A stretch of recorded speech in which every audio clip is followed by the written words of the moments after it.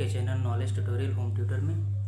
आज हम लोग प्रीपोजिशन पढ़ रहे थे कल, उसका ही थर्ड पार्ट है आज। और कल एग्जाम्पल हमने किया था कुछ, उसी के एग्जाम्पल हम आगे नेक्स्ट कर रहे हैं। कल 12 तक हो गए थे एग्जाम्पल, आज मुझे 13 पढ़ना है ना। 13 से 13, 14, 15, 16, 17, 18 हमने यहाँ तक लिया है। देखिएगा, टीचर इज़ ए एक्सप्लेनिंग, कहता है कि एक अध्यापक जो है ना वो एक्सप्लेन कर रहा है किसी भी चीज़ को। किसके बारे में कर रहा है वो?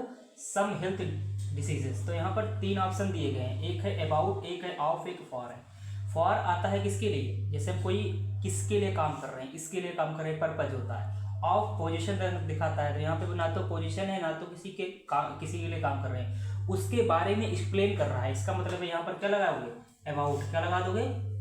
अबाउट लगा दोगे। यानी कि डिसीजेस, जो डिसीजेस है ना, सम हेल्थ डिसीजेस, उसके बारे में टीचर क्या कर रहा है? व्याख्या कर रहा है, एक्सप्लेन कर रहा है। तो यहाँ पर teacher is explaining about some health diseases. तो यहाँ पर क्या लगा दोगे?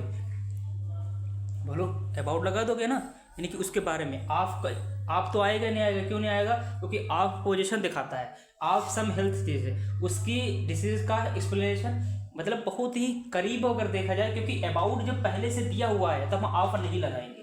अगर अबाउट ना दिया होता तब हम क्या लगा देते? तब ऑफ लगा सकते थे। ठीक है, इतनी बात ध्यान रखना। और एक बात और ध्यान रखना, ऑफ का यूज जो होता है ना, कोई रोग हो या डिसीज हो, उसके लिए करते हैं। ध्यान रखना इस बात को। मतलब डायरेक्ट बात करें उस डिसीजेस की तो हम क्या बताएंगे?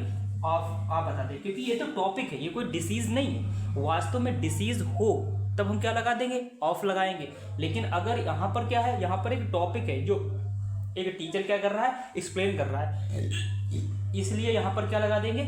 अबाउट। ठीक है, अगर अबाउट ऑप्शन में ना होता तब हम ऑफ लगा सकते थे। ठीक है, अगला देखो, ये हो गया 13। अब देखो, कह रहा है seminar is postpone. Postpone means होता है रोक दिया गया, मतलब टाल दिया गया। तो इसकी मीन्स होता है रोकना। पोस्टपोन मीन्स क्या होता है? रोकना। फिर है डैश, यानी कि इसमें फिल इन द ब्लैंक्स भरना है, यानी कि प्रीपोजिशन भरना है। सम ऑफिशियल रीजन, मतलब कुछ ऑफिशियल रीजन थे जिसके कारण क्या हुआ? सेमिनार को रोक दिया गया या पोस्टपोन कर दिया गया। तो ऑफिशियल जो भी चीजें बात करेगा, देखो अब किसके कारण हो रहा है, तो यहाँ पर एक रीजन है, यानी कि कोई रीजन होगा, सम ऑफिशियल रीजन। तो यहाँ पर रीजन बता ही दिया है, इसका मतलब है यहाँ पर क्या लगाओगे? ना तो आफ्टर, भाई आफ्टर मतलब है कोई चीज इसके बाद में हुई, तो ऐसा तो कोई नहीं है। ना तो बिफोर, इसके पहले। तो यहाँ पर क्या लगाओगे? ड्यू टू, क्योंकि ड्यू टू मीन्स क्या होता है? इसके कारण। Due to some official reason, यानी कि कुछ ऐसे ऑफिशियल रीजन थे जिसके कारण सेमिनार को पोस्टपोन किया गया है। ठीक है, इतनी बात ध्यान रखना। तो यहाँ पर कौन सा सही होगा? ड्यू टू सही हो जाएगा। ठीक है, जो होता चला जाए उसको हटाते चले जाए।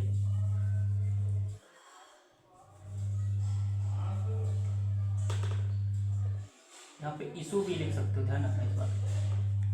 और इसको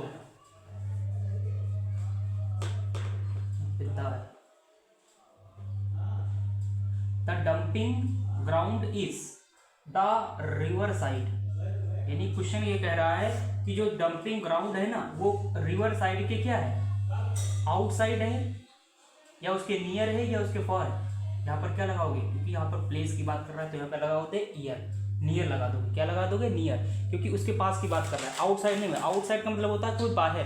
तो रिवर कोई चीज अंदर थोड़ा ना होती है। जैसे रिवर साइड में मतलब रिवर का किनारा, तो रिवर के किनारे के पास में जो था वो क्या था? वो डंपिंग ग्राउंड था। बस इतनी बात ध्यान रखना, उसके बाहर नहीं, क्योंकि रिवर का जो किनारा होता है ना वो कोई घर नहीं है कि घर के बाहर कह सकते हो। इतनी बात ध्यान रखना। ठीक है, तो आउटसाइड वहां पर आता है जहां पर कोई घेराव होता है चारों तरफ। ठीक है, where did all this letter come. अब यहाँ पर 3 ऑप्शन है, एक है फ्रॉम, एक इन, एक ऑन।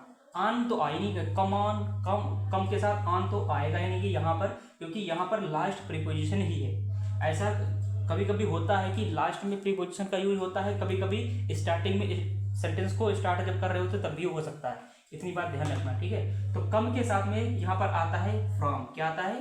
फ्रॉम। तो कम फ्रॉम, यानी कि where did all this letter, यानी कि ये सभी जितने भी लेटर थे, जितने भी हमारे पत्र थे, ये तुमने कहाँ? कम फ्रॉम, कहाँ से आए? कहाँ से मतलब वेयर लगा हुआ है ना, कहाँ से लाए थे तुम। ठीक है, ऑल दिस लेटर, सभी लेटर। तो यहाँ पर क्वेश्चन पूछा जा रहा है, यहाँ पर क्वेश्चन मार्क लगा देना। ठीक है, तो यहाँ पे क्या लगाओगे? फ्रॉम लगाओगे। जैसे गो टू, गो के साथ में टू ही आता है, ऐसे कम के साथ में सदैव फ्रॉम आता है। ध्यान रखना इस बात को। कम के साथ में फ्रॉम आता है और गो के साथ में टू आता है, ठीक है। ये फिक्स में होते हैं हमारी प्रीपोजिशन, इसके साथ आना ही आना है।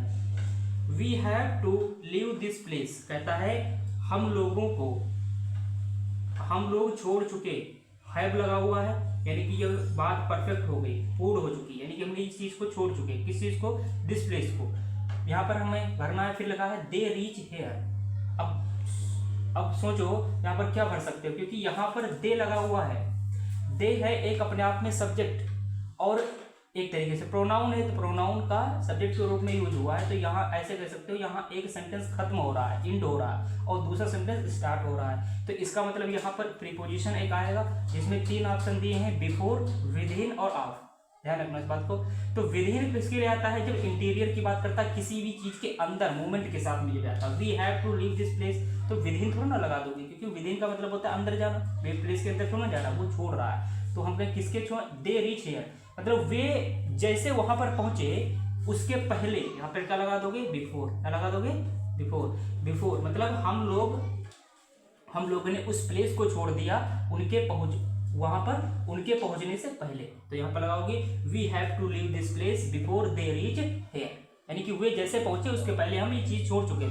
तो यहाँ पर हैव इसीलिए लगा हुआ है कि कंप्लीट हो चुका काम, कब, जब वहां पर लोग पहुंचे थे उसके पहले ही हमने छोड़ दिया। तो यहाँ पर बिफोर लगाओगे, क्योंकि बिफोर एक ऐसा प्रीपोजिशन है जो दोनों सेंटेंस को जोड़ रहा है, कंडीशन पोजीशन बता रहा है, ठीक है।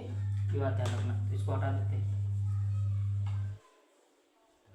ठीक। आगे बताओ, ये है द बेबी बच्चा, द बेबी बच्चा सो गया, सिर्फ मिस होता है सो गया, ये V2 लगा हुआ है, ध्यान रखना। पास्ट इंडेफिनिट टेंस है, V2 लगा हुआ है। कहता है द बेबी स्लिप्ड राइट, सही से सो गया, द नाइट। बताओ विद नाइट के साथ सोएगा, नहीं भैया, कोई पर्सन होगा, कोई व्यस्त होगी तब आएंगे विद होता है साथ के लिए आना, नाइट के साथ थोड़ा ना सोएगा, ये भी गलत हो गया। बिफोर नाइट के पहले सो गया, ये भी नहीं होगा। किसके दौरान, ये होता है थ्रो, ये ड्यूरेशन बताता है, टाइम के लिए। तो THROUGH ये भर लो यहाँ पे, तो थ्रो द नाइट, यानी कि नाइट के दौरान ये क्या हुआ, बेबी सो गया। बस समझ में आ गया।